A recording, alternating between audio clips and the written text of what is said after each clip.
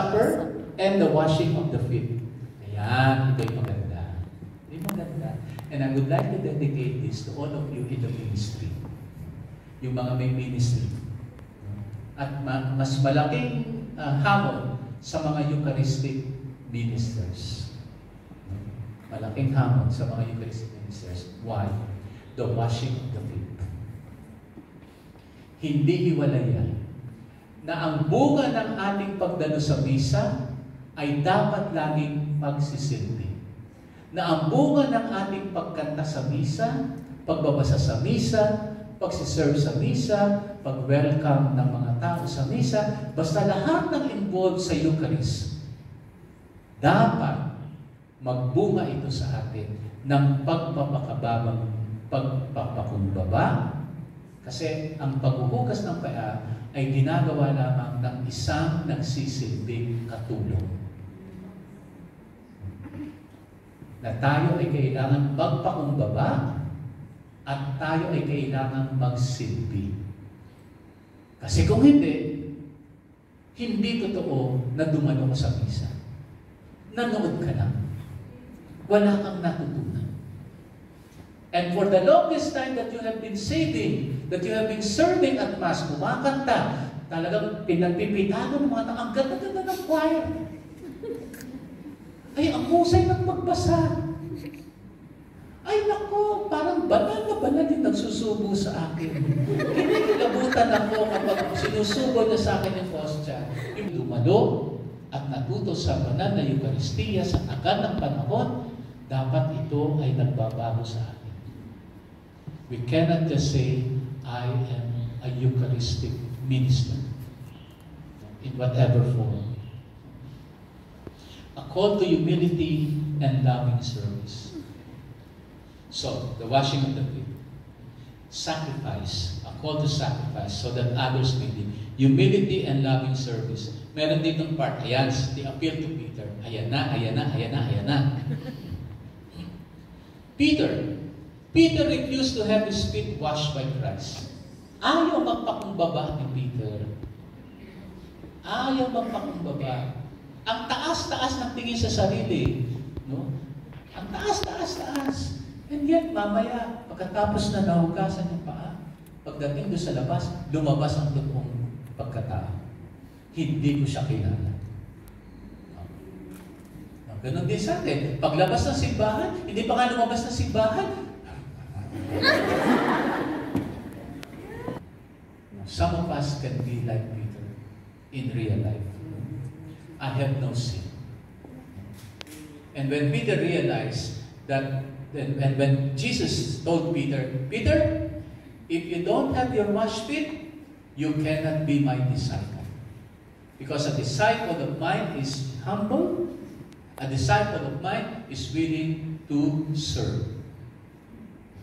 But if you don't, sorry, the door is wide open for you to leave. And Peter said, Lord, give me a shower. From head to foot. Not only my feet, but from head to foot. Shower! Kung gusto mo ba, pati spa na rin, pwede. Pedicure, manicure. So, Peter did not think of himself to be a sinner, that his feet is not dirty, being an apostle of Jesus. That an apostle of Jesus is free from all kinds of sins. Hindi po. Tao lang tayo. Pero importante, tanggap natin yung ating kamalian. Yes. Ang importante, marunong tayong humingi ng kapatawaran. At importante, marunong tayong magpakumbaba. Sorry, I made a mistake. Yan. Saan ba mabibili yung mistake na yun?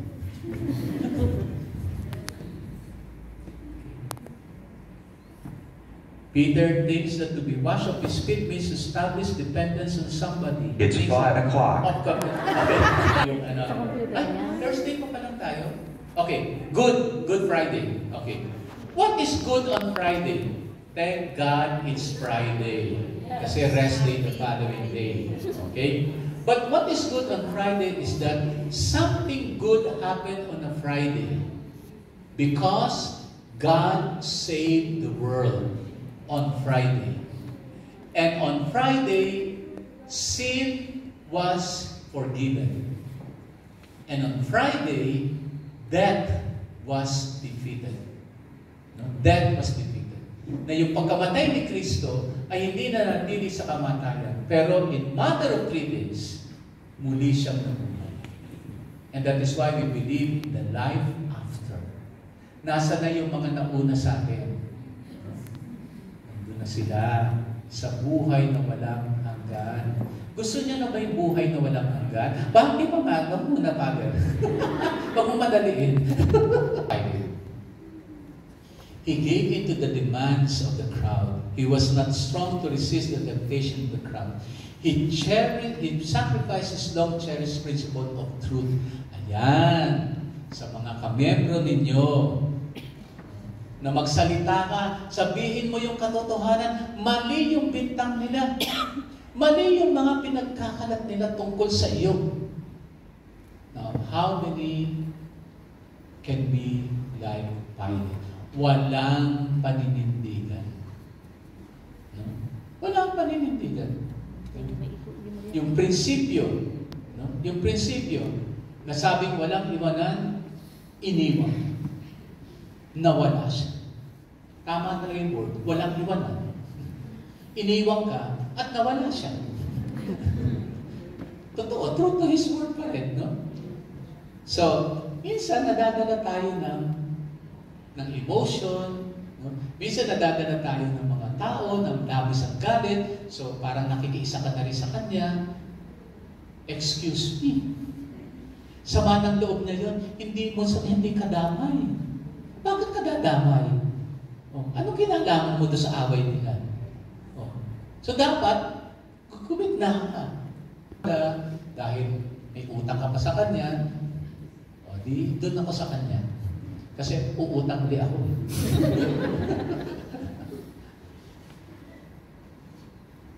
Are we partly responsible in the destruction of a person?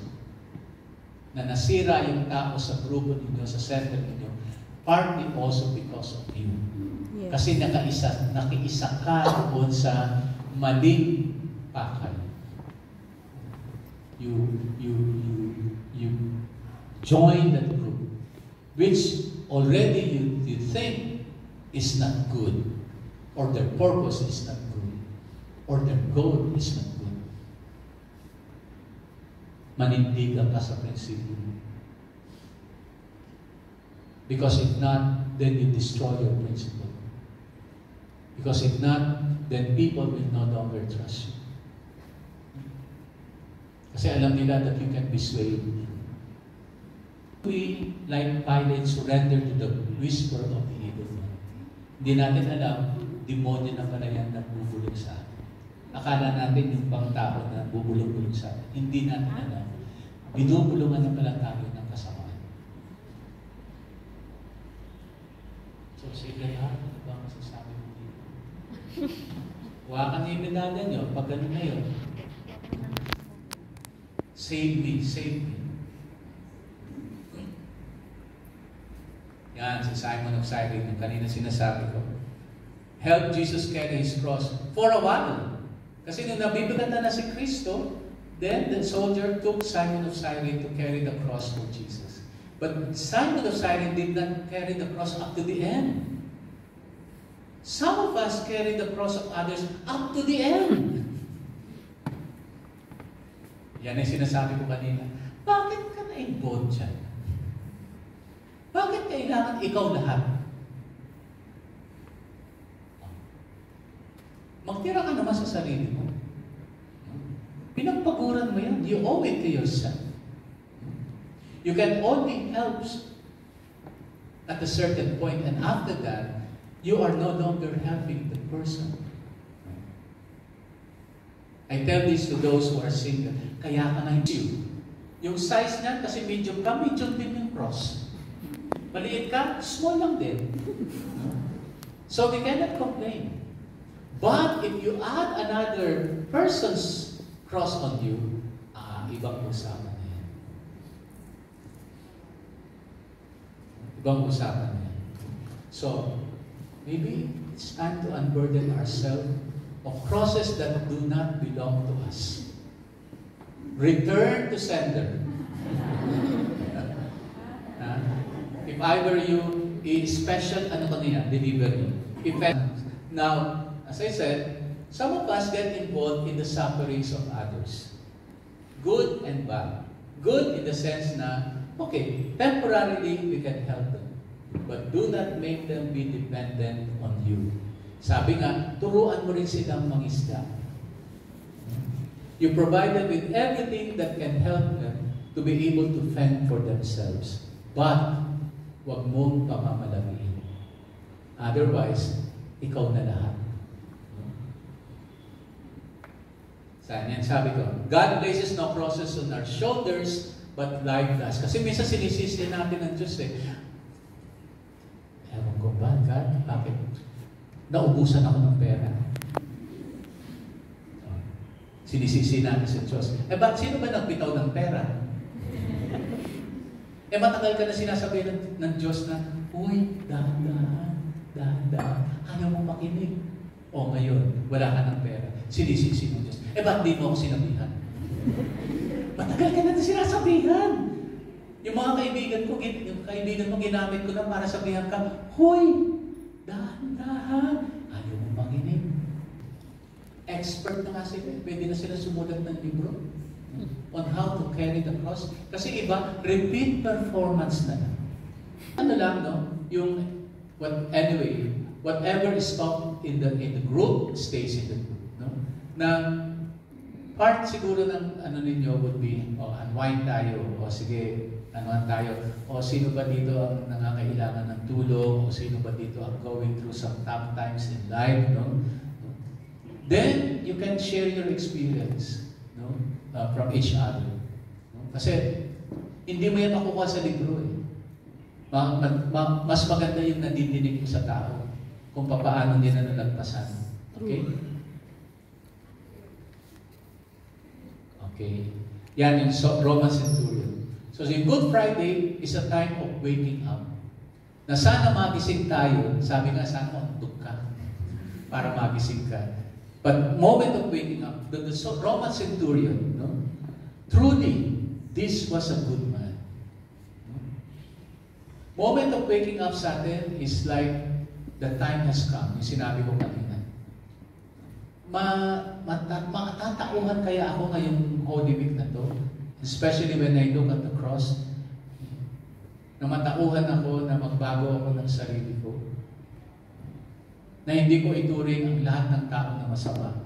Mental ko, yung very critical ako, yan, na masyado akong, ang bilis kong magbitaw ng hindi magandang salita.